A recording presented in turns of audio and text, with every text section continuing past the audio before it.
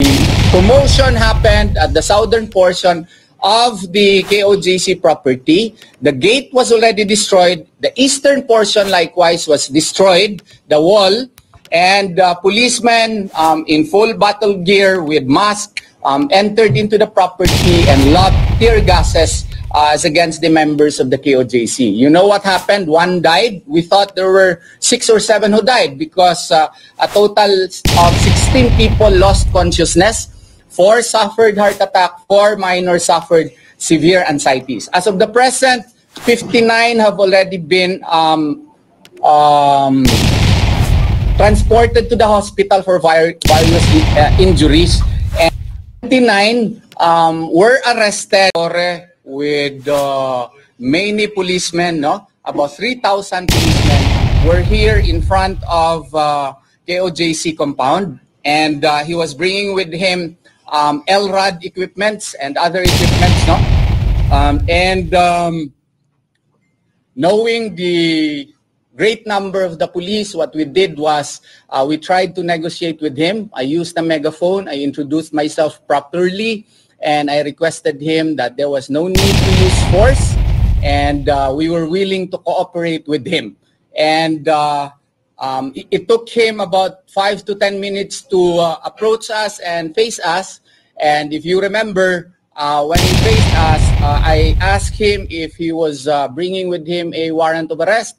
And at first instance, he was not bringing anything. So he went back to the LRAD and maybe did some adjustments there. And then when he went back, after about 5 to 10 minutes, he was bringing with him his lawyers, and he asked for a copy of the warrant of arrest, and only one was shown to me. A warrant of arrest of accused Sylvia Simanes, whose address is in Pasig City. So naturally, I pointed that out to him and told him that this is only one warrant of arrest as against Sylvia Simanes. The address is in Pasig City. And why is that important? That is important because under criminal procedure, if you want to enter into any building, no, you can only enter into that building if you have seen the accused to be there or reasonably believed to be there. So the first requisite, therefore, is absent. But according to him, if I had any complaints, I should file the same in court. Second, I pointed out to him that the NBI already issued a certification that the warrant of arrest as well as the alias warrant of arrest had already been served here.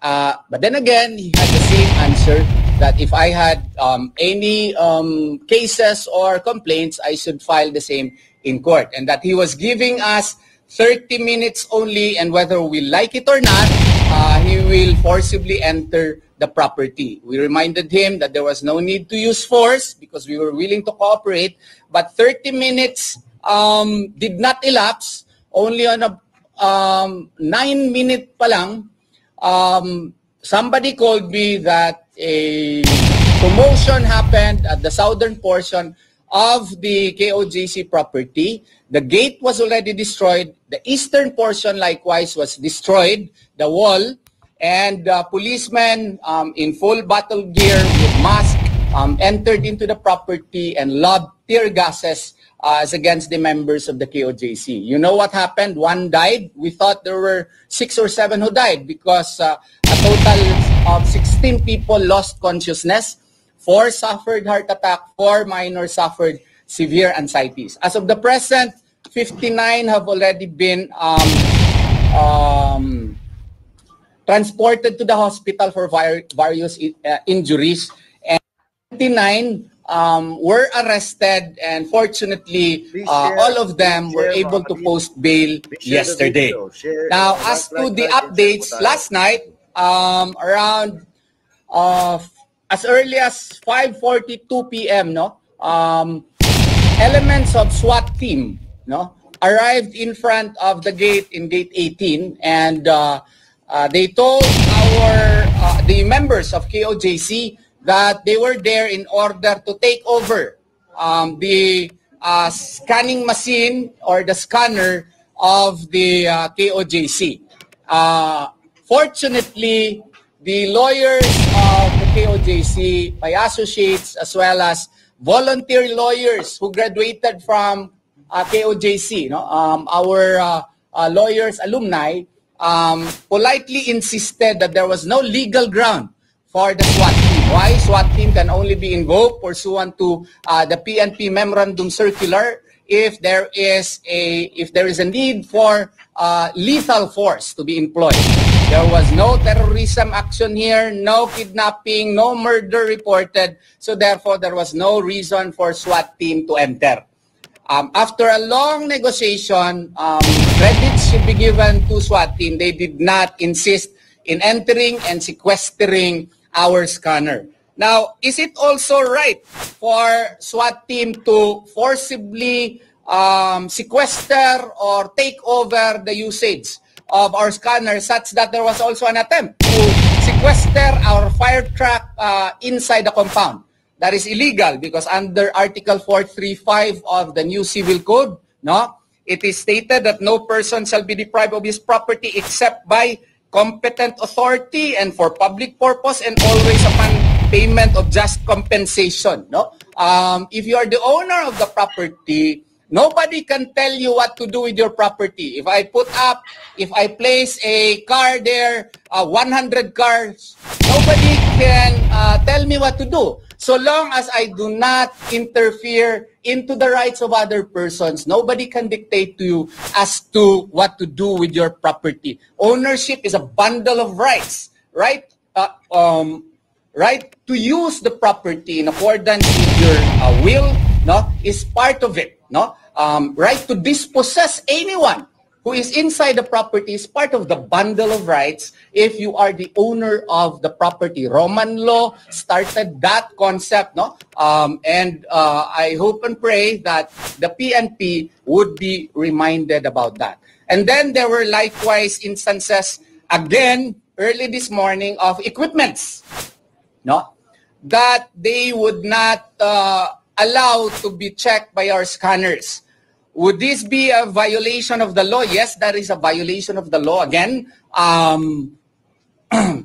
part of the bundle of rights of an owner is to dispossess anyone who is uninvited. And that power of dispossession, no, includes the power to determine what are the parameters by which you can enter the property. The parameter of requiring a visitor, no, an unwelcome visitor at that, to have whatever equipment that he is bringing to be checked before entering the property is within the property rights of the owner of the property. So therefore, the act of the PNP in bringing clearly mining equipments here is against the law. As of now, the drilling operations being conducted in the JMC compound is ongoing, and no representative, even lawyers, are allowed to go there. Access likewise to the KOJC Cathedral is denied from us. No? Would this be illegal? Of course, that is illegal because that is an unnecessary deprivation of the property rights of an owner. Where can you find an arrest warrant being used as a legal justification to wantonly violate the property rights of another person? Only here. We are witnessing history here of wanton violation of human as well as property rights. That is not allowed under the law. And this is worsened by the fact that there is already a temporary protection order issued by the Regional Trial Court Branch 15 of Davao City, where the Regional Trial Court Branch 15 of Davao City clearly stated that the restrictions and control of the PNP being employed here caused the violation of petitioners' property, human, as well as constitutional order to cease and desist from performing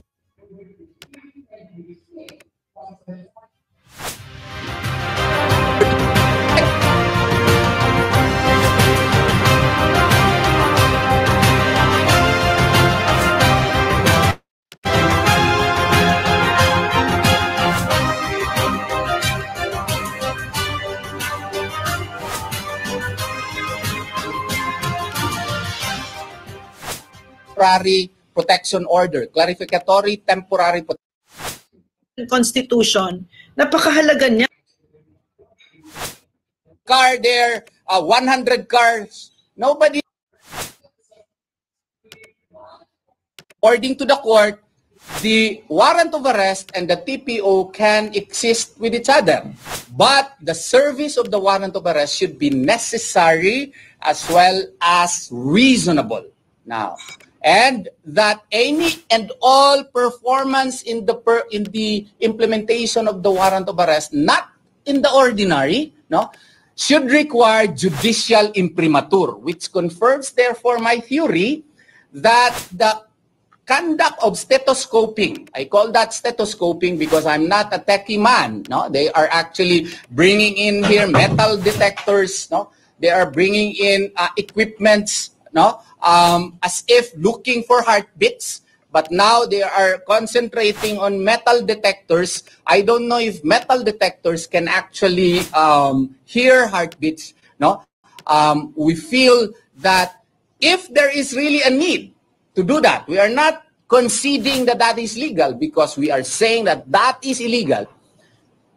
Granting ex argumenti gratia that that is legal, you should require the consent of the court before you do that, because the moment you apply that and implement that into the property owned by another person, that is a breach of their privacy rights. That is a breach of their proprietary rights, ownership rights. So therefore, the parameters upon which you have to conduct it must be determined by the court. You have to prove necessity as well as you have to prove reasonableness. And you have to put up a ban. Because if you start drilling the property of another person, no, that would incur damages. That's why my next information to you is I gave in to the request of General Torre a while ago. I requested the executive pastor of the Kingdom of Jesus Christ to accompany me, Pastor Marlon Acobo. We had a serious discussion on the matter, and I asked him point blank if and when are they going to stop the, ongoing drilling operations in the JMC compound. He neither confirmed nor denied the same. And accordingly, according to him, it's beyond him. Okay? And I likewise asked him why the helicopter yesterday flew so near the JMC rooftop. No? I know that they have already conducted casing operations. And they know that we have installed therein a solar panels. It's quite expensive, no? It's one of the first solar panels being introduced here in Mindanao, no? So that we can have backup powers in cases of brownouts, no? And he neither confirmed nor denied that he was there because our cameras were able to see him, no? We told him that maybe what you did was purposive.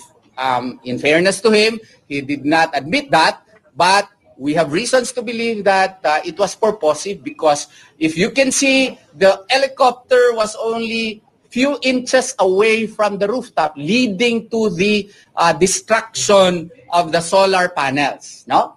So what they're doing is they destroy the solar panels in the rooftop. They are now making our school, our law school, no?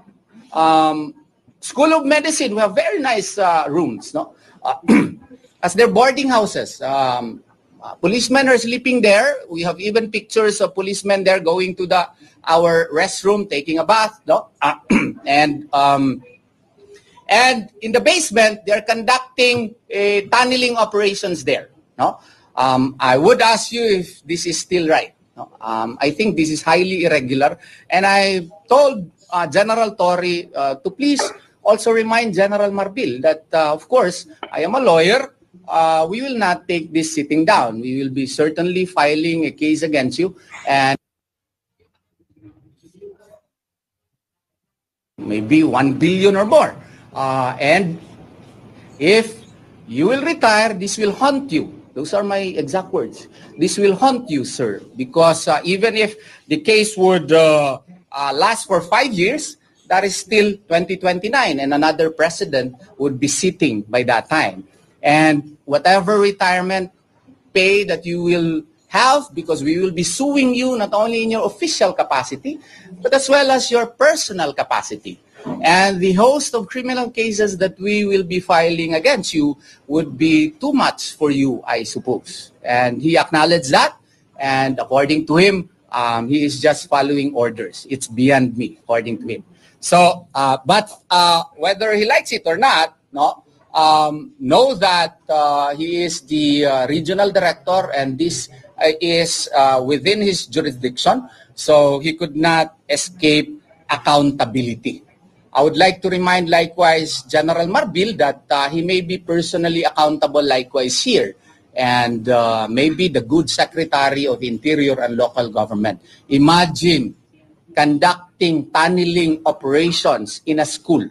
This is unprecedented in the history of the Philippine Republic. Maybe you are thinking that there are hidden treasures there.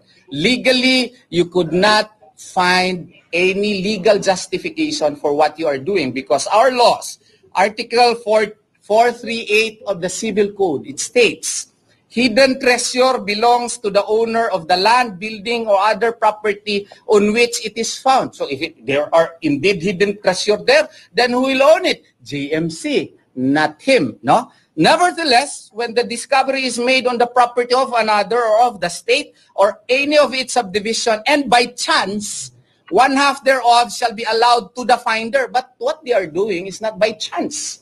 It is purposive. So therefore, no share can be given to the finder. Who will own it if there are indeed hidden treasures there? It will still be JMC. And most importantly, the last sentence of the second paragraph of Article 438, if the finder is a trespasser, he shall not be entitled to any share of the treasure. Sir Marbil, General Torre, no? You are a trespasser. Why? Because your search cannot be validated by an arrest warrant. And if you read Rule 113, Section 11, you did not comply with the requisites, and therefore you are a trespasser. Even if you find any hidden treasure there, nothing can be part of your share. No? And what else? What if there are indeed golds there? No? Can you have any share there also? No. No, because the law is very clear. If you read Article 439, by treasure is understood for legal purposes any hidden and unknown deposit of money, jewelry, or other precious objects, the lawful ownership of which does not appear. So if it is owned by Pastor Apollo Sikibuloy, any gold there, no, the lawful ownership of which belongs to the JMC or KOJC. Nothing would go to the policemen. So I would advise the minors who are pretending to be policemen there, please stop what you are doing, because what you are doing actually is illegal under the law. No, there will be a hearing in the TPO case. No, we will request the judge. No, in accordance with due process, he already issued a TPO and a clarificatory TPO. He required the other party to file their comment within 10 days. We are actually filing this Monday. The 10 days may be too much. No? Can we please have it shortened to 5 days so that they should answer on or before Tuesday? And we should have a hearing on or before Tuesday so that these matters can be clarified. No? And then we would like to respond to the comment of DOJ Undersecretary, who was that DOJ Undersecretary, who said a while ago, around 1 hour ago, Undersecretary Vasquez of the Department of Justice, who remarked that the condition being asked for pastors' surrender cannot be given since the Philippines has an extradition treaty with the U.S. and quote unquote, no one in government can give that guarantee, strictly speaking, Yusek Vasquez said.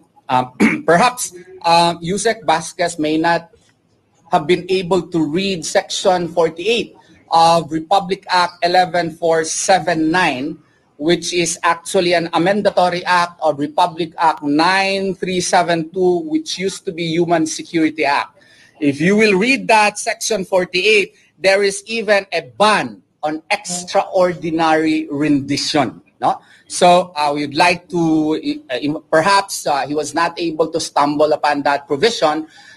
It refers even to accused or convicted persons of terrorism. How much more here where my client is charged for lesser crime of anti-human trafficking, serious physical injuries, etc., etc. So it is within our humble view. I may be mistaken. I am just a human being. It is within the President's power to execute a written document that he will not extraordinarily render Pastor Apollo C. Quiboloy to the United States of America. It is within his power because a citizen is entitled to the protection of his own president. According to John Locke, Jean-Jacques Rousseau, even Thomas Hobbes, no, in the so-called social contract theory upon which all Republican government is founded upon, we surrender some of the rights to the government in turn protects us. And the request of Pastor Apollo C. Quiboloy, therefore, is reasonable. He simply wants the protection from his own president. But what we are seeing now is that the president would not execute a written declaration. Now, what is happening now is that there is even a further threat that they will continue their search for heartbeats because we received reports that, and they actually did it already, no?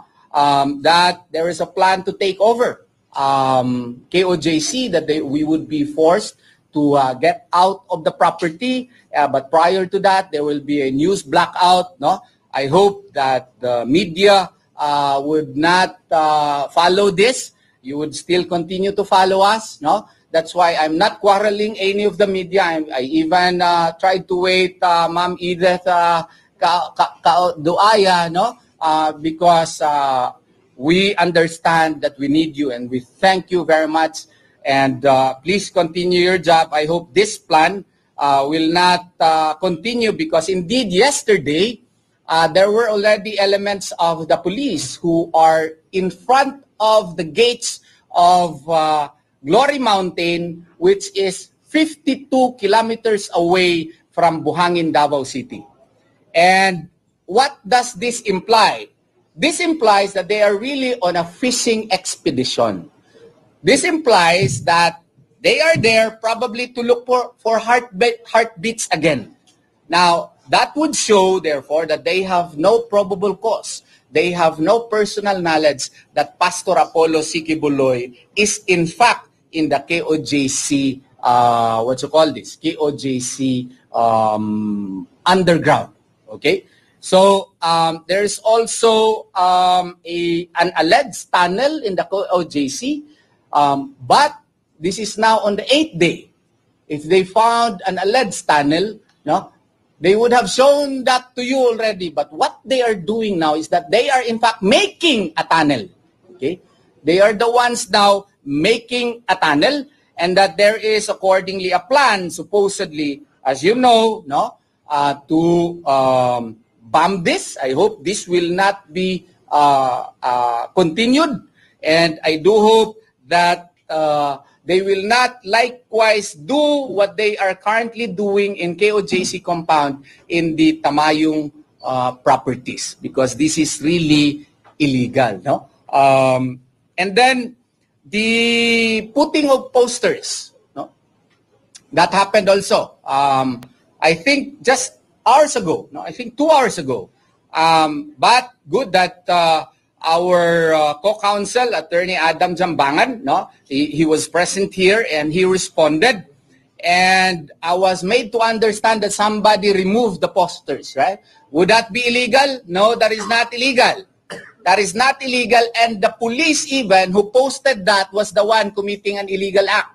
Why? Because he forgot that under Article 428 and 429 of the Civil Code, that is a private property. And the private property's owner, if you put up any poster there, you need his consent. If you did not secure his consent and you just post anything there, that's littering, no? So the owner or the representative of the owner, the lawyer of the owner, can summarily remove the posters. Okay? So, and besides, the clear intention there is not to inform. Why? Because all members here know that Pastor Apollo C. Quiboloy has a warrant of arrest. It was designed to harass, not to inform. So it was designed to agitate the members so that they will react and then they will again arrest them. No? So this is a clear case again of harassment. No? So the oft-quoted, what you call this, bakit hindi na lang mag-surrender si pastor? Bakit hindi na lang mag-surrender si pastor? No? I would like to politely remind everyone that there is a threat to his life. As you can see, the obsession now of the police to look for him, employing 3,000, 4,000 policemen to look for him, proves the obsession to look for him. Even if there are other terrorists who have already killed a lot of people, bombed a lot of people, and bounties are already on their heads, and they already have conviction. No? They're already convicted by various courts. Not one team has been created in order to arrest them. Yet, Pastor Apollo C. Quiboloy, no? He is still an accused, and you look what is happening now. You are experiencing it. How much more if he is arrested, no? So, he has a genuine fear for his life, and again, he wants to clear his name here. That is why he requested the President of the Republic to execute a written declaration that he will not be extraordinarily rendered to America. No? So that he can clear his name here. He is not against extradition because that is a treaty. If the extradition would be formally followed, then he may face it, but his request should be followed per his because it is a reasonable request. And besides, voluntary surrender is not a prerequisite to the exercise or invocation of constitutional rights, no? Such as right to inordinate delay, right to due process, right to unreasonable searches and seizures. No? It cannot be used as a license to violate the rights of other people. No? Constitutional rights can be invoked against the government at any time if there is a violation, even if the accused has surrendered or not yet surrendered. Constitutional rights are constant. Just because there is a warrant of arrest, that is not a license to trample upon the human property, religious, academic rights, and property rights of other persons. So, having said that, I am now open to any of your questions. Yes, sir. Tomorrow is the 39th anniversary of KOJ. What will happen? Yes, that is precisely, you are like a mind reader, sir. No? I wanted that somebody would ask that question. That's part of our discussion with General Torre, actually, because we impressed upon him the importance of September 1 to the KOJC members. We are talking here of sacred religious rights. In Philippine Blooming Mills, that is a decided case by the Supreme Court. According to the Supreme Court, that is a preferred right. Okay? The violation of which or the temperance of which must pass either the dangerous tendency test or the clear and present danger test. Okay? So we impressed upon him that tomorrow is one of the most important celebrations of the KOJC, and we requested him to please allow us to use the cathedral, to use the JMC facilities, because lots of members from all over the world would like to enjoy the day, because that is a very important day in accordance with their religious belief. Estrada versus Escritor would likewise affirm my statement. So, according to him, no, that is beyond him, but he will try his best to inform his higher-ups about the matter. And in fairness to him, Colonel Hansel Marantan, no, he instructed Colonel Hansel Marantan to coordinate with me, and after this press con, I have to talk to him, no, and discuss the details. I have yet to know whether or not they will get out of the property, or they will install some measures such that the exercise of the religious rights of my clients would go unhindered. Because it is really primordial that the religious rights of my clients should be respected. There is no dangerous tendency that the exercise would lead to breakdown of public order, and therefore there is no need for the police to interfere. There is likewise no clear and present danger that the exercise of their religious rights would actually disturb the peace of society. So, as a matter of fact, it would contribute towards the healthy environment of our society. So, I hope and pray that our discussion after this would be fruitful. So, tuloy ang programs bukas. That remains to be seen after my discussion with Colonel Marantan. Pero sabi niyo po kanina, yung JMC po ba ang sinasabi ninyong occupied? JMC basement, okay. Yung ginawang dormitory? JMC, yung mga rooms po. Pero sabi po ninyo, gagamitin ninyo? Gagamitin din namin sana, kasi marami kaming miyembro. Kung wala na talaga sila sana sa loob, maraming magpasok din. Pero paano kung nandun po sila? Yan nga ang problema. Kaya nang aming i-negotiate with Colonel Marantan, Hansel Marantan, no? Kasi gusto sana namin ay magamit ng aking kliyente yung kanilang cathedral, no? Aalis sila diyan, tatanggalin yung mga mining equipments nila. Sana naman may good behavior sila, good manners and right conduct na ilinisin, no? Para magamit po bukas. Kasi importante po sa KOJC na makapag-celebrate sila ng kanilang anniversary po bukas. Gaano kadami, attorney, expected natin na darating? That I cannot speculate, no? But it will be a good number. The Vice President ba darating? That I cannot confirm. Yes. So, ano expect na flow of the program in case matuloy? Actually, everything depends on my negotiation with Colonel Marantan right after this. Actually, he's waiting for me within the vicinity. I just requested him to wait for me, no? So right after this, I will go to him. Pero depende pa rin po yan kung papayag sila o hindi. We have no choice because they are the one in power now.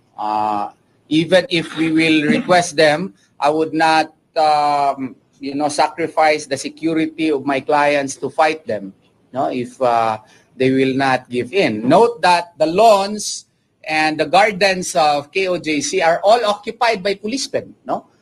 They are making it their boarding houses. Some are using the rooms of JMC, no?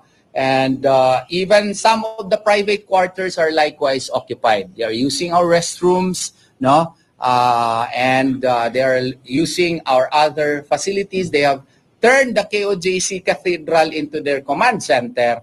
And when they required our lawyers to be out of the command center, there were already drilling machines that were present there. Kung hindi po sila pumayag, attorney, do you have other plans kung paano ma-celebrate ang inyong anniversary? I will have to confer with my clients on that. So what is important is that they should be able to celebrate tomorrow, even if there are challenges that are present before us. Attorney, Clarification, saan ang galing yung information of a news blackout?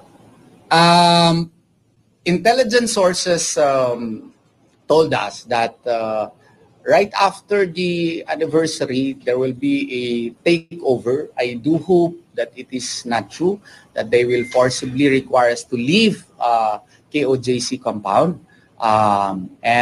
This is raw intelligence that there are also some people within the government who are actually helping us. No? And I even have to filter the information. No, there are friends, no, within the PNP active who are likewise giving us information, even within the circle of General Torre. No, because of course some policemen are good men. No, not all policemen are abusive, no? And they do not like what is happening now. So they are providing us information. But of course, do not ask me who are they. Even common sense would tell you, we will not also endanger their security. Attorney, meron kayong mga pinopost na with regards sa mga individual na pinasusuot ng uniforme ng Yes. mga police.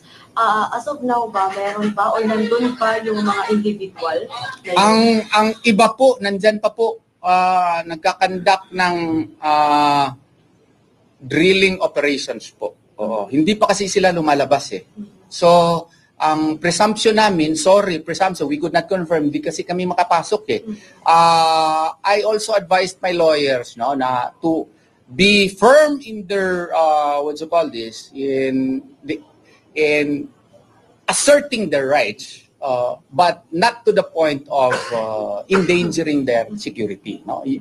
Common sense lang. Pero tinitake note namin yung mga police na nagre-refuse. No?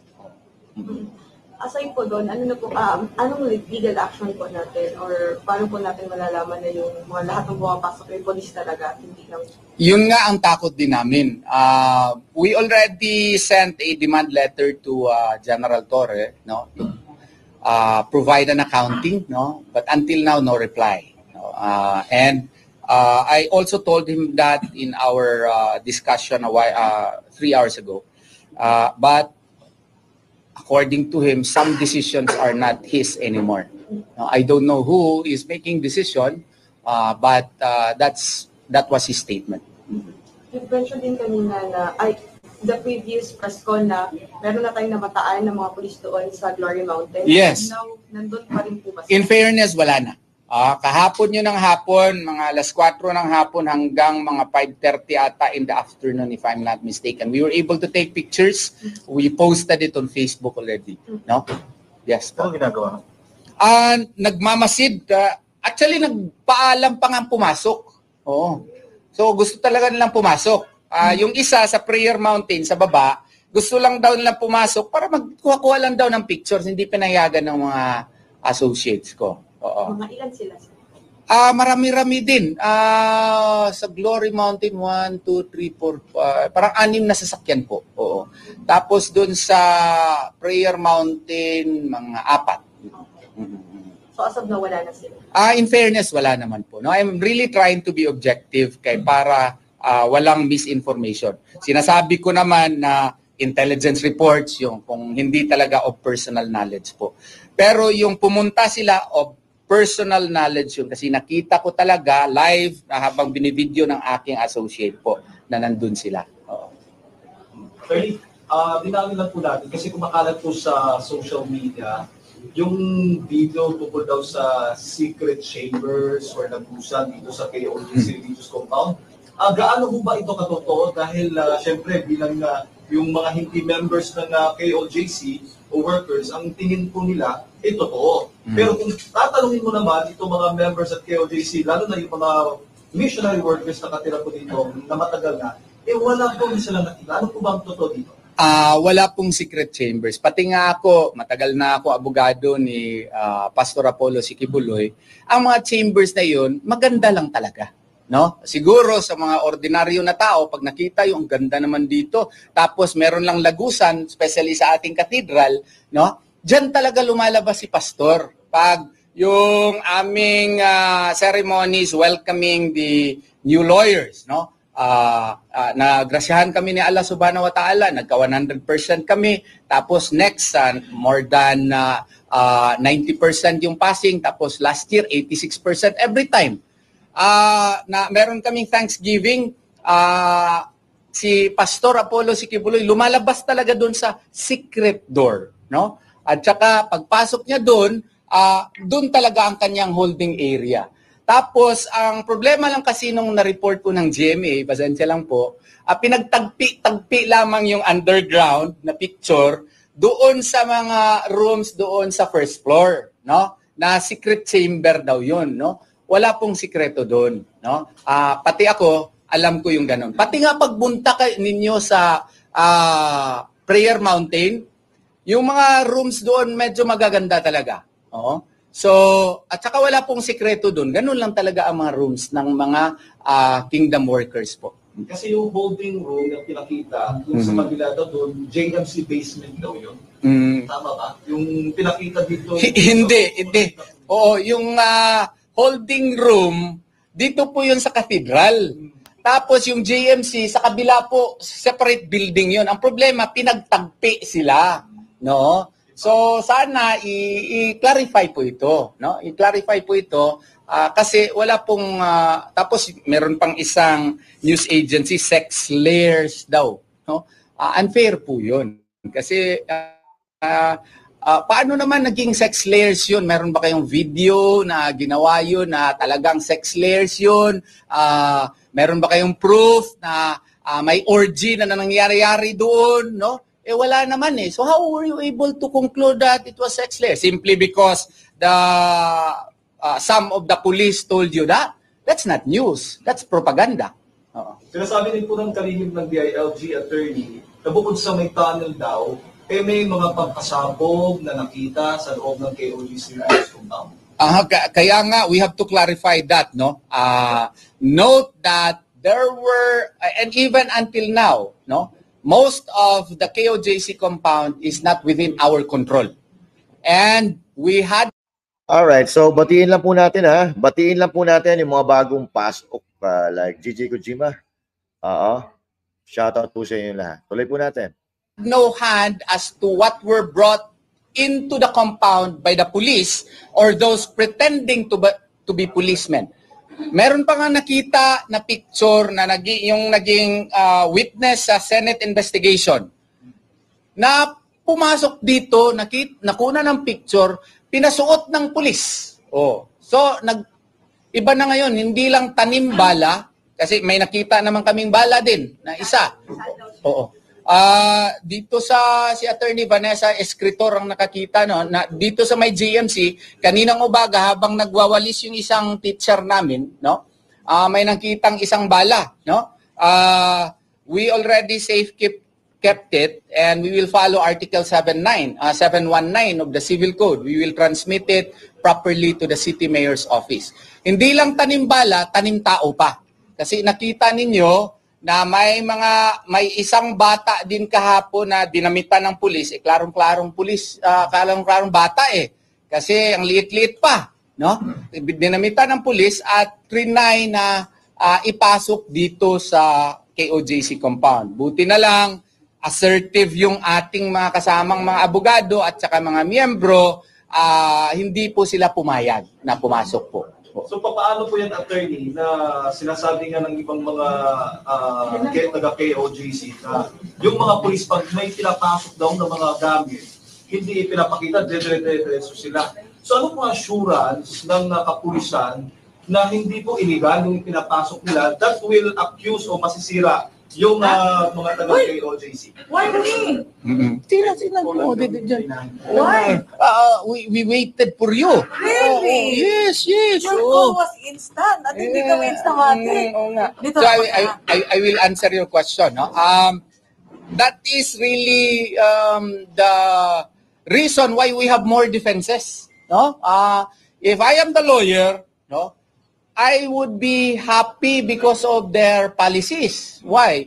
Because if there are molotovs that would be found here, bolos that would be found here, we can always say, and we have the right to say, and we have the legal basis to say, who put that? We are not in control of the property. It's you. blame you, not us. So that's what we are doing because they are not even transparent as to the boxes that many boxes already have been surreptitiously brought into the JMC and KOJC compound. Kung Yes. hindi po kayo makakapasok doon sa basement mismo, kung ano pong ginagawa, sabi niyo po kanina, may binubutas na, may pilit ng ginagawa, naririnig na po diyan sa JFC. So, may pangamba po kasi yung mga taga-KOJC na magtataniman ng gold, na which is sinasabi po rin yung kanina, attorney, na posible mag-take over ang gobyerno, yung kapulisan dito sa property? Depende kung natural gold yun, then that is part of natural resources. So another provision would apply. That may now operate the provision that the state may be interested into the property. But if they are, what you call this, objects, other precious objects, no?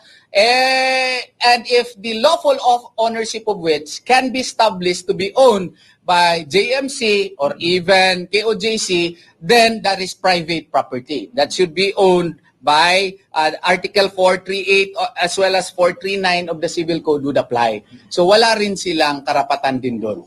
Oh. Speaking of gold, maraming gold na yan, huli na lang.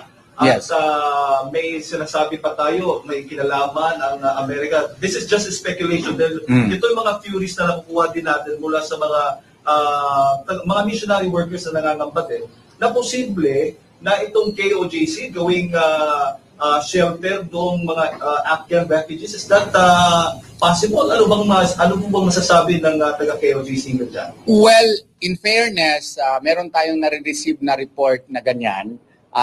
We hope and pray na hindi sana mangyayari po yan. No? We hope and pray na hindi yan mangyayari. Indeed, that is still in the realm of speculation. Pero kasi ang nangyayari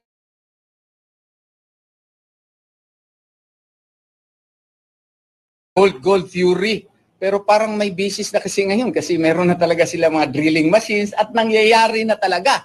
So kaya nga, if you note, 2 days ago, I requested the media sana to contact General Torre. Ako na ang nag-contact para bigyan sana tayo ng access doon sa JMC basement. Pero hindi siya nag-reply. Pero 5 minutes lang nag-issue ako ng ganun na challenge sana. Nakita niyo naman yung formation ng mga pulis, no? They were really making human blockades likewise, no? So, of course, we are not also foolish enough to insist on something that would lead to our arrest, no? Kung madakip ako, sino pang, of course, marami ng mga abogado na pwedeng papalit sa akin, no? Pero hindi din tayo mag-fall into that trap. Huli na lang talaga, attorney, dahil Yes. ngayon lang po, papasok lamang, may mga canine dogs daw pinasok sa loob ng Katinan. They should have coordinated with us, no? And we have to talk with Colonel Hansel Marantan kasi that's part of our points of discussion siguro ngayong hapon. Why would there be a necessity to have canine dogs? And we seek to understand such move. Yes, sir. Good afternoon, sir. Do you think the U.S. is behind the charges against them? There is that belief, but it's still in the realm of belief. But if you note what has been happening since August 24, there were policemen who were having American patches. I was able to see at least 3 lang po ang nakita ko, no? And pictures were even taken, no? But that is not a conclusive. I must be objective. That is not a conclusive proof that they are involved. But there was a plane which was hovering over JMC, and we were told that it was of foreign ownership. But the clear proof is not yet with us. So it's still within the realm of speculation, and I have to state that. Attorney, gusto ko lang sana malaman kung sa loob po na compound, ilan pa ang members, staff na nag-stay doon, and kamusta po ang kanilang well-being? As to the number, we have not yet conducted an actual audit yet, no? Because it changes, no? Especially now that There were delegates from Japan. I met yesterday from Malaysia. Ano pa? Middle East. There were delegates likewise. UK, London, Australia. They're here for the celebration tomorrow, for the anniversary. So, Pero yung mga staff and members ninyo na ilang araw na rin na nagbabantay, kamusta sila? Medyo troubled. Marami pong walang tulog, no? Kaya nga 2 days ago, pati nga ako medyo nahilo ako, and I requested leave from the members na medyo lang ako siguro ng mga 3 hours, no? Kasi minsan ano ka rin talaga sa mga developments po. As to their well-being, they are not good, but they are trying to persevere and overcome. Attorney, point ko lang, clarification ko lang. Yes. Ano po ang masabi nyo regarding po sa panahimik po ni General Torre, ni Pepe Marvil at Avalos? Regarding po sa mga pinapakita po mga video, doon po sa mga Amerikano na pinapakita yung burrito at yung may mga Amerikanong pumasok dito na merong American flag. Well, perhaps this is a sign that they are clasping at straws in order to find legal justifications for all of their actions here. And perhaps they are also, they do not want to touch that simply because of the fact that if they will confirm that intervention, then that violates our territorial sovereignty. So, yan po ang answer ko po. Attorney, clarify ko lang. Kasi na-mention mo kanina na, ay pakita ko lang ito ha. Ito yung nasabi ko na sino nag-declare ng ano. Kasi crawler ito ng SMNI eh. Actually, that's a valid concern. That is a valid concern because... Sa inyo ito eh. So, yes, ma'am. I'm answering you. I already touched that, and there is an intelligence report which reached us that after the anniversary, there will be a forcible takeout of the compound, and that there will be a news media blackout, and SMNI is simply carrying out that intelligence report, although this is still subject to validation. Did I answer your concern? Question. Yes. How intelligent is the intelligence report? No? Well, kasi nakikita niyo naman kami, ito yung feeling ng ng grupo na bakit naman gano'n na kaya nag-meeting, nag-usap-usap kami kanina kasi walang plano na gano'n, no? Walang plano na i-media blackout because we know our responsibility to the people of the Republic and the world, no?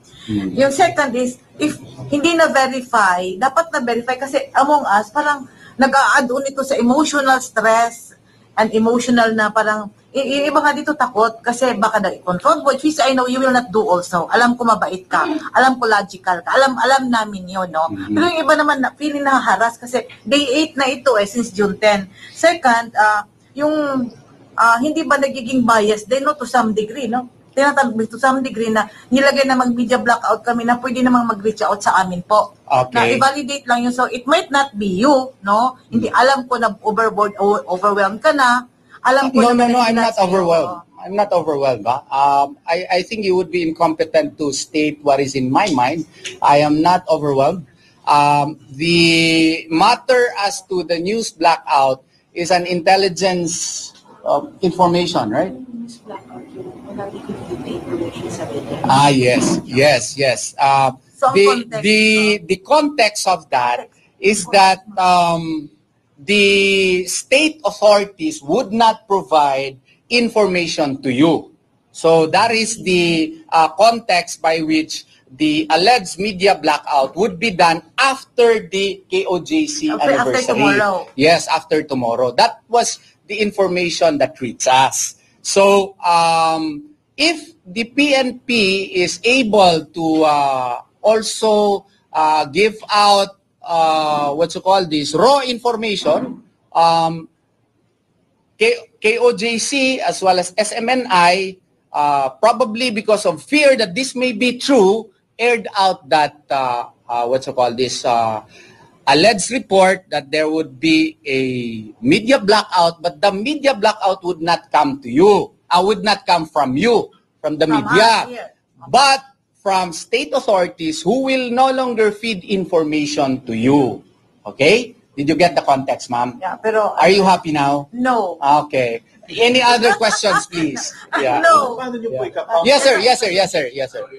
Bago lang po kasi ako kakarating ko. Okay. Can you please identify yourself? Just as Nar from the New York Times.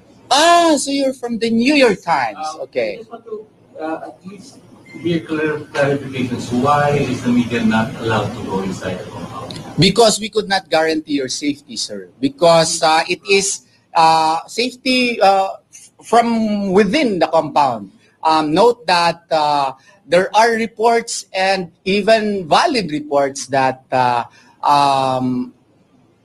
the persons who are there with police uniforms, some may not be members of the police. And we posted that already, that those who were donning athletic uniforms, it would be improbable that they would be coming from the police simply because of their build, simply because of the quality of the texture of their faces, because one looked like she was already 75 years old, and another one looked like he was a minor, and then there was another picture with long hair, which is improbable of a person who is a police. One picture, confirmed picture, where a Senate witness of Risa Hontiveros, no, a former dissident, was wearing an army uniform, and a police uniform rather, and he was inside together with the police. So, you know, under the civil code, if you are entering a private property, you are under the presumed protection of the owner of the property. Anything that would happen to you may make the owner liable for damages. We would not do that. I hope you understand that, sir. Sign a waiver, sir, stating that you are not responsible for us.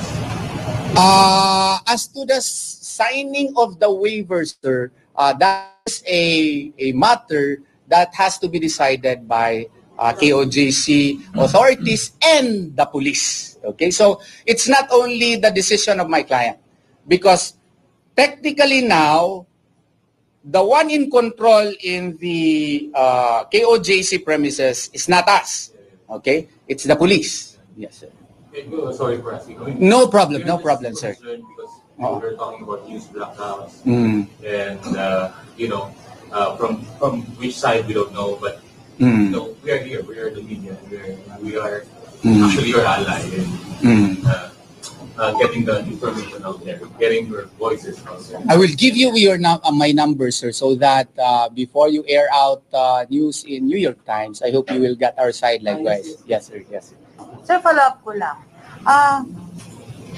What led KOGC to suspect that there's this mining operations, drilling operations, and treasure hunting operations down there, no, sa mga buildings? How did you come up with that suspicion or idea, or what's the basis for that? Okay, the basis for that is that we were able to confirm that equipments which are metal detectors are already inside.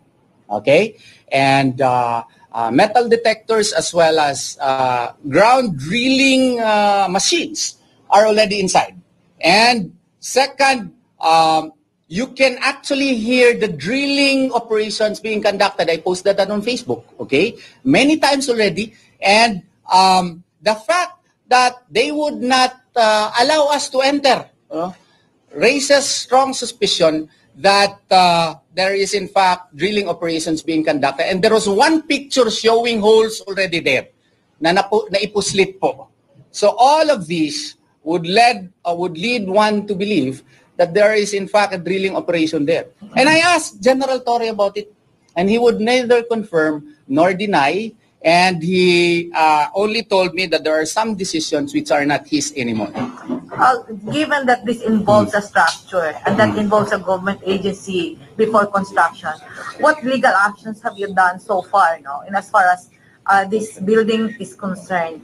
Have you written a formal letter to the city government? We already wrote a letter to the city government office requesting for a cease and desist order for the drilling operations, and we have to follow up what is their reply to it, because until now I have not been given a reply. we have written a letter to the PNP formally to stop all of these activities in the light of the fact that there is even a temporary protection order. We filed a motion in the Regional Trial Court Branch 15 for the issuance of a clear order that these drilling operations should be stopped. However, RTC 15 in accordance with due process required the PNP to comment. And we will move tomorrow that the 10-day period be shortened to 5-day period only so that these matters can be discussed in court and the parameters by which they would impose or they would implement the warrant of arrest would be clarified. Personally, you're a very brilliant man, a brilliant lawyer. No. Personally, do you believe there is treasure down there? Do you believe may mga minerals na makuha? Kasi we're talking here of treasure hunting, gold hunting. Personally po, naniniwala po ba kayo na meron? I would like to refuse to answer that because I do not want to speculate. That would be improper for me to speculate.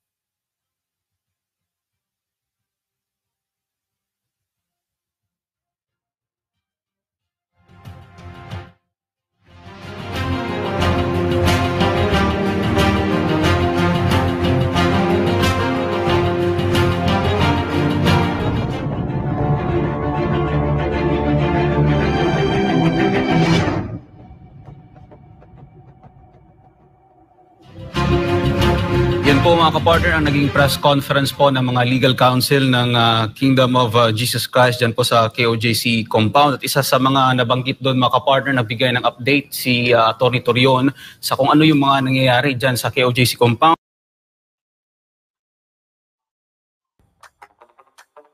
My family's everything. They mean the world to us. They inspire us. The property, there is no search warrant, so it is not legal for you to conduct intrusive search to the members of the KOJC. So, and we would like also to request the media, who would like to get inside the property, please secure the consent, written consent from the PNP, and please secure likewise written consent from the KOJC Board of Administrators. In the meantime na with all this brouhaha, can we ask for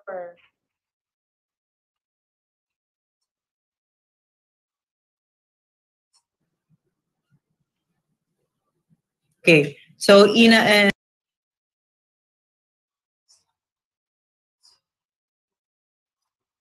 ni Attorney Torion, marami nang nilalabag dito ang estado. No? So, yung hindi kami kalaban? Okay.